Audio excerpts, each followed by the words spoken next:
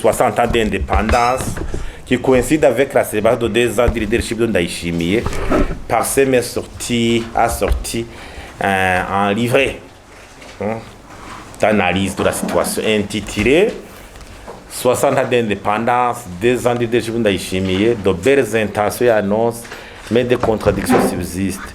Quelle perspective, quelle trajectoire? Alors, nous analysons la période de l'indépendance jusqu'à aujourd'hui. Le Burundi, la situation du Burundi actuelle, le niveau de vie du Burundi en 2022 est inférieur au niveau de vie du Burundi de 1962. D'abord, la population a augmenté de 6 fois, de 2 millions à 12 millions. Mais au lieu que la croissance économique suive donc l'évolution de la croissance démographique, l'économie burundaise a été ponctuée, la croissance a été ponctuée par beaucoup de crises politiques à caractère répétitif. Déjà en 1972, les experts ont montré que le PIB du Burundi a reculé de 6%. De 1993 à 2005, le PIB a reculé de 33%. La traversée du désert de 1993 à 2005. Dès l'arrivée au pouvoir du nouveau parti avec les organes des élections, de 2005 à 2020, là aussi la croissance a été mitigée. On n'a pas pu récupérer ce qu'on avait perdu pendant la guerre. Parce que, premier mandat 2005-2010, le parti au lieu de s'attirer aux réformes, au lieu de mobiliser l'énergie pour faire avancer le pays beaucoup plus, le parti a été ankylosé par une crise interne, crise Raja, vous vous souvenez de quoi, au lieu de se mobiliser. Donc, quand il y a un parti au pouvoir, a une crise au plus haut sommet, ça s'abat directement sur le pays. 2010, vous vous souvenez des défections de certains partis au pouvoir, le parti plutôt des partis d'opposition, le parti au pouvoir participer aux élections, tension, ADC, Ikibiri, jusqu'en 2015, où il y a la crise 3e mandat. Le 3e mandat, ça a été, est-ce que ça a été? Même l'économie a reculé. Donc, vous voyez, donc à partir de 2020, ça devait un leadership nouveau. Donc, le président Evariste Ndayishimiye a l'obligation de réussir. Sinon, la situation serait vraiment intenable. Il a l'obligation de réussir. Dans le livret, j'y reviens, je dis, un président, dans ma conclusion, je dis, un président qui doit réussir. Sinon, l'histoire, telle que je vais de la résumer, vous comprenez, on a beaucoup perdu. Il est temps de se relever. Alors, mais je dis, vous savez, il y a de belles annonces de pas ici, on crée ceci, mais le résultat reste mitigé. Le diagnostic d'un pays, c'est comme le diagnostic d'un malade. N'est-ce pas? Quels sont les symptômes? Quelqu'un est malade. Maux de tête, vomissement, diarrhée, fièvre. Quand on administre une thérapie, alors que les symptômes subsistent, ça veut dire que le médicament n'a pas eu son effet. Donc la température, c'est son secret qui manque, viande, qui consomme, le carburant, ciment, engrais, une façon de produits de première nécessité, les infrastructures qui ne se modernisent pas, la corruption qui continue à gagner dans la sphère publique. Donc ça veut dire qu'au niveau des symptômes, donc la thérapie c'est quand il faut vraiment conduire à tenir. Il ne faut pas qu'il y ait des contradictions. En français, c'est là que il me suffit d'expliquer ça. Et si vous êtes diabétique, vous ne pouvez pas guérir le diabète en consommant trop de sucre. Je vais guérir, mais je continue à consommer trop de sucre. C'est une contradiction. Même sur le pays. Donc, disons, il y a 10 contradictions qu'il faut absolument lever. Lesquelles? Première contradiction. On ne peut pas décorer économiquement alors qu'on n'accepte pas qu'on est pauvre d'abord. Quand on dit que la situation est normale, on pousse même l'outrecuidance à l'extrême en disant qu'on s'autosuffit.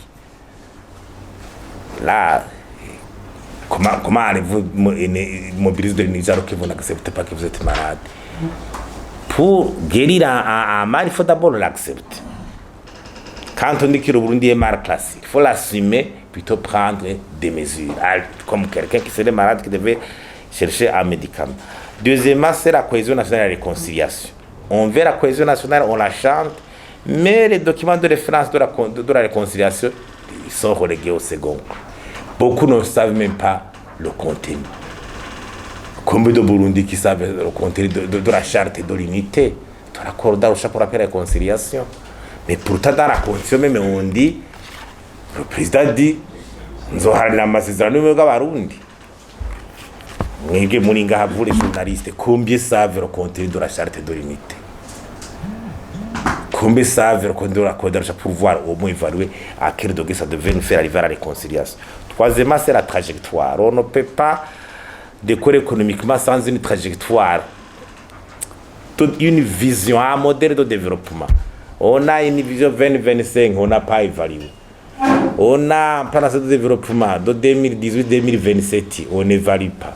On veut tenir un forum national pour le développement en novembre, avec un agenda Burundi et 2040, même les recommandations ne sortent pas. Il y a un hic. Il y a un hic.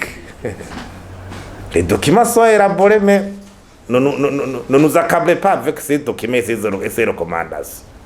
Donc, ce sont des formalités. Mais on dit qu'on veut décorer économiquement. Quatrièmement, on veut décorer économiquement alors qu'au niveau des nominations, les compétences, la moralité et les compétences dans la nomination des gens dans les sphères de l'administration, la mise en avant de la recherche scientifique, les experts. Donc ici, on voit que ici, on a une tendance où l'homme politique qui veut se faire, dire qu'il est plus intelligent, qu'il maîtrise tout. Dit tout. Un homme politique ne fait que canaliser toutes les sommités de sciences, les scientifiques pour les experts, pour orienter le pays. Cinquièmement, on ne peut pas décoller sans stratégie de mobilisation des financements extérieurs pour combler le déficit du financement interne du développement.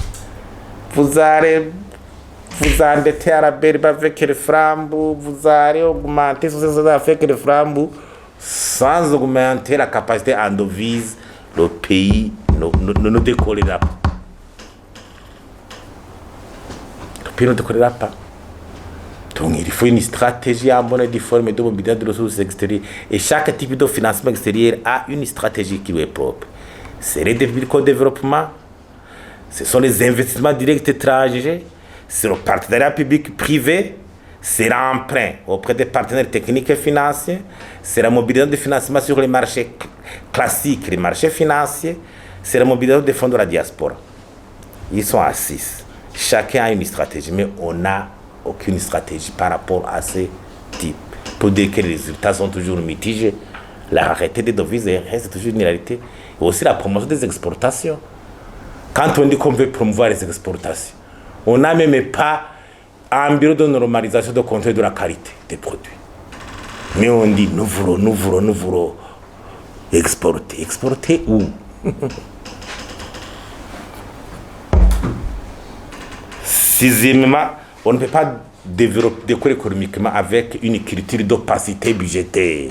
La transparence de la gestion des finances publiques ici. Quand on dit à l'Assemblée nationale que certaines dépenses, certaines ne peuvent pas être parlées au grand jour au Parlement, ça c'est une contradiction.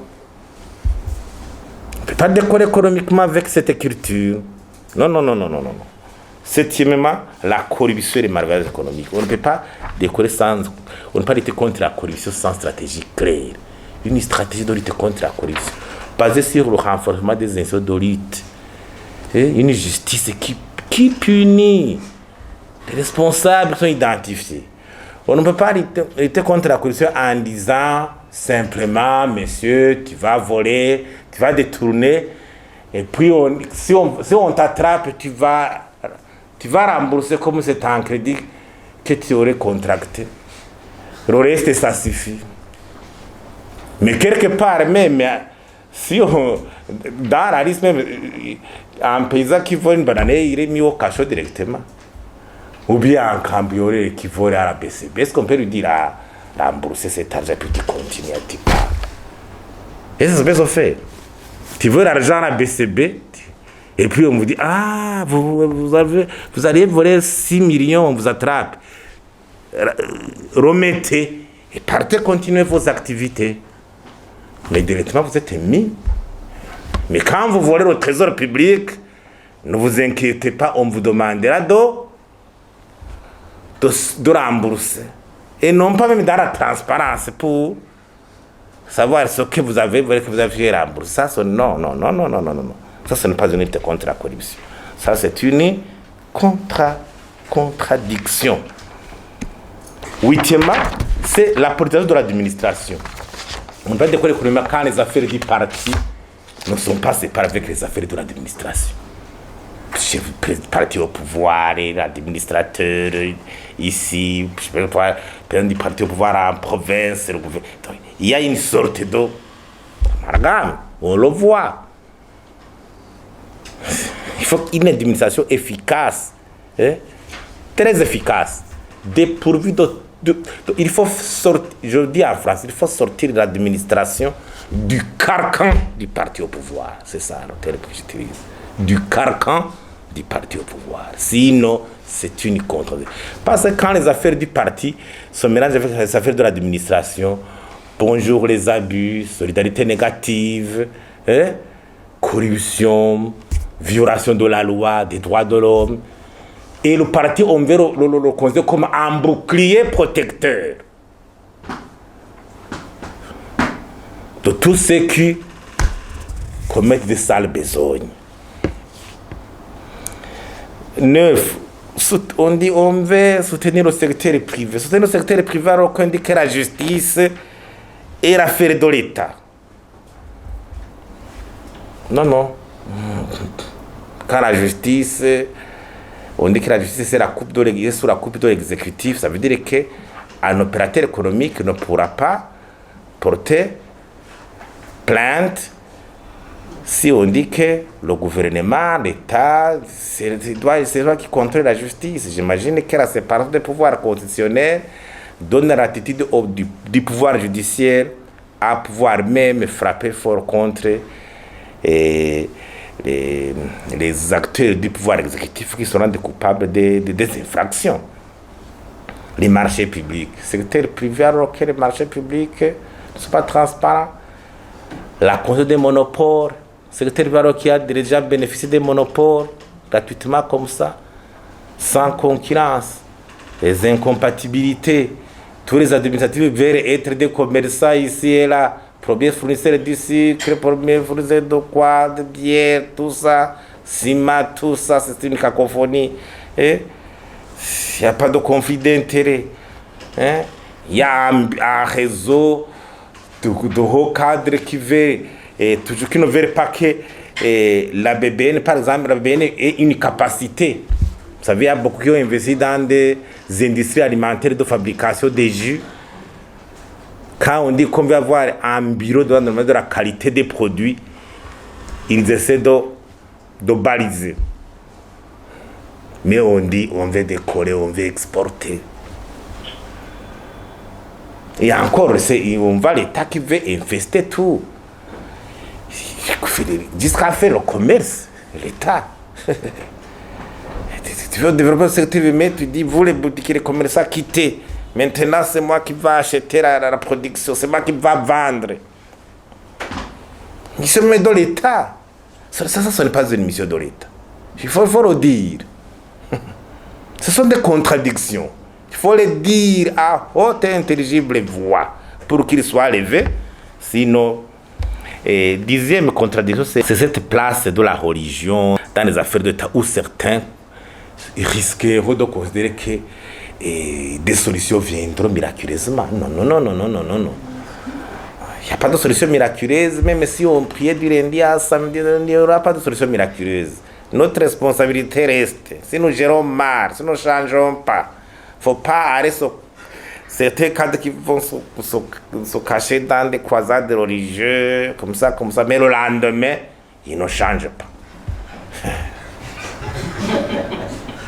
Puis le lendemain, ils ne changent pas. On a organisé combien de croisades religieuses depuis? Quel est le rendement de ces croisades au niveau du changement de comportement de ces cadres? Non. Et quand je dis que le président Ndayishimiye est un président qui doit réussir, bon, doit réussir parce que il y a une petite analyse SWOT qui identifie les forces, les faiblesses, les opportunités, les menaces. Les forces d'abord, il y a une situation très nécessiteuse de réforme qui peut attirer l'adhésion de tout le monde car soutenue par une grande partie de la population. La situation actuelle nécessite vraiment un changement, c'est visible. C'est une opportunité, c'est une force. Et une grande partie de la population soutiendrait ces réformes et ce changement. Deux, on a un potentiel de ressources naturelles évident. Secteur touristique, les mines, les quoi. Mais on continue à dire, nous avons des mines, mais rien comme dans le trésor public. Pourquoi? Et ce sont ces cadres qui ont géré ça. Même si on a organisé des croisades religieuses, voilà le résultat de ces cadres au niveau de la gestion des mines pendant 20 ans. Ça veut dire qu'il n'y a pas un changement. C'est un exemple. Exemple des documents de référence, le plan national de développement, l'accord d'Arusha, la charte de l'unité nationale. Tout cela sont c'est une force, ce sont des documents de référence. La tenue du forum économique et ses recommandations très pertinentes formulées par des experts bien choisis. Très récemment. Mais n'y a-t-il pas des recommandations qui sont sorties du forum? Ce n'est pas une force. Où sont ces recommandations? La politique géostratégique du Burundi, plaque tournante, qui pourrait... Il y a vraiment... La constitution qui donne l'attitude au président de la République maintenant. Il ne peut plus se fier aux partis politiques, donnez-moi des cadres. Il peut choisir des hommes compétents. Ça, c'est une force pour un président. Pour réformer un pays. Ça, c'est une force de son excellence, monsieur le président. Et encore, l'autre force, c'est le pouvoir. Son pouvoir est reconnu au niveau mondial, international et au niveau local. Personne ne conteste la légitimité du pouvoir. C'est un pouvoir vraiment accepté, légitime, reconnu au niveau international et au niveau local. Les faiblesses, alors, c'est ce passé qui ne passe pas. Nous avons un passé qui ne passe pas et qui pèse encore lourdement sur la cohésion nationale. Kudasenyera ku mugozi umwe. Hari ibintu byakahise bikiremereye abarundi, ibyo rero ça limite l'énergie, le décourage. Kudasenyera ku mugozi umwe kandi ibintu muramubona. Faible adhésion des hauts cadres aux grandes réformes. Il y a beaucoup de cadres qui continuent à afficher un comportement réfractaire aux réformes, plutôt animés dans certains instincts grégaires, plutôt. Ils essaient plutôt de s'autoprotéger dans des groupes de résistance aux réformes. Et le président nous dit souvent. Mais il faut casser. Parce que la grande partie au niveau de la force soutient ces changements. Bon, l'autre faiblesse, c'est l'insuffisance des moyens financiers. Les opportunités qui s'offrent. Il y a la reprise de la coopération avec les bailleurs d'offres. On le voit. L'Union européenne, les États-Unis, d'autres sont en train de revenir. Fin progressive de l'isolement diplomatique du pays, du Burundi. Il y a plus d'isolement diplomatique du Burundi. L'intégration de la RDC à l'East African Community pour agrandir le marché ici sous-régional. Ça, c'est une opportunité. Les menaces, les chocs externes quand même existent encore. Face auquel le Burundi reste impuissant.